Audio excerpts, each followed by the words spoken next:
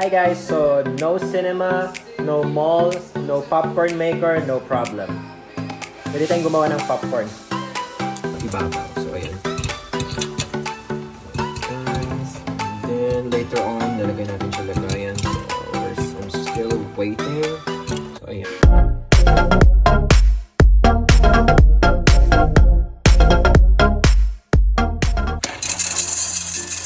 So, ayan guys. Lalagay ko lang yung popcorn. Ganyan kadami. Tapos, lalagay tayo ng salt. I'm using pink Himalayan salt. Ayan, budburan lang ng konti, wag naman yung sobrang dami. Then we're gonna add some more oil kasi feeling ko tatalsik na to. So just add a little oil here. Wow! Ayan. So we're gonna close this. Dapat mainit na yung pan, and then we're gonna go ahead and wait till the magic starts. Bruh! Paano masabi? Guys, nagpa-pop na siya pero make sure na i-mix. So, dito alugin din natin to guys, just to be sure para yung mga hindi pa nag-pop pupunta sa baba. Tapos yung mga nag-pop na nasa ibabaw. So, ayan. Ayan guys. And then later on, lalagay natin siya lagayan. So, I'm still waiting. So, ayan. And guys, we're done. We're just gonna transfer it here. So, now wala nang mag-pop. So, ayan. Ayan guys, because I'm holding the phone. So, ito transfer lang natin siya. It smells so good. Oops.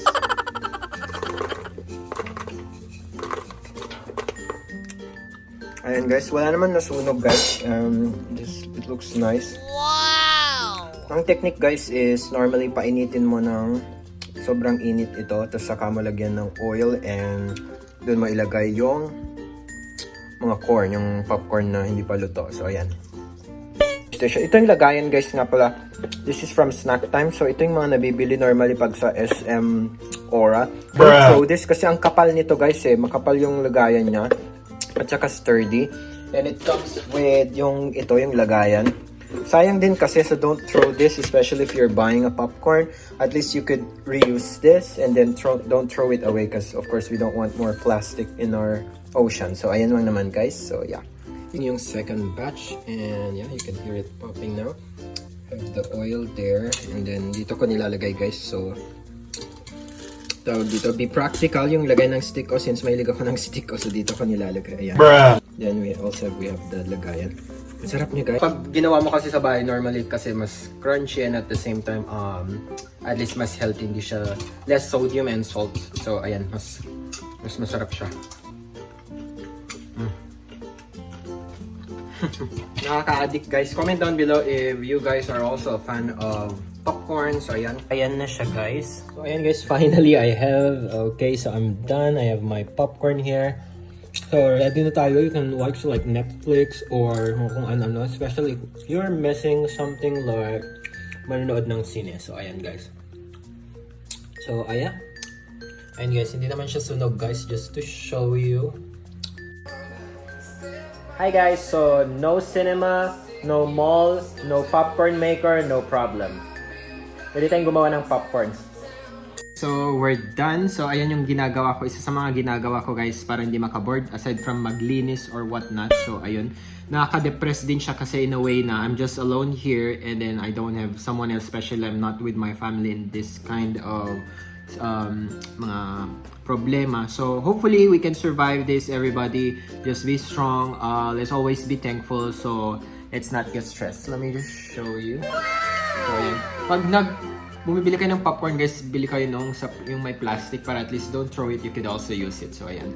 And then of course sasamahan natin yan ng Coke Zero. So ayan. So ayun lang naman guys. So ayan, I hope nabigyan ko kayo ng idea kung ano yung pwede nyong gawin para hindi rin kayo maboard. Shit, ang sarap.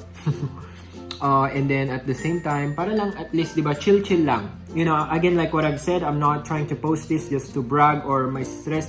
You know, this is just to give some good vibes and ayaw din natin yung para mga puro politics yung pag-usapan or whatnot. Kasi chill lang tayo, tapos good vibes, and then at the same time, not everyone naman has like same tawag dito mental strength that we have, like parang pag nakikita rin nila yung mga bad news or stuff na stress sila and depressed, and not everybody can afford like, cooking for themselves, or especially yung mga walang trabaho, and at the same time. Hopefully guys, maayos na siya soon and mawala na si Corona and balik na tayo sa ating normal life. So ayun lang naman guys, take care and always don't forget to pray. Ingat tayong lahat guys.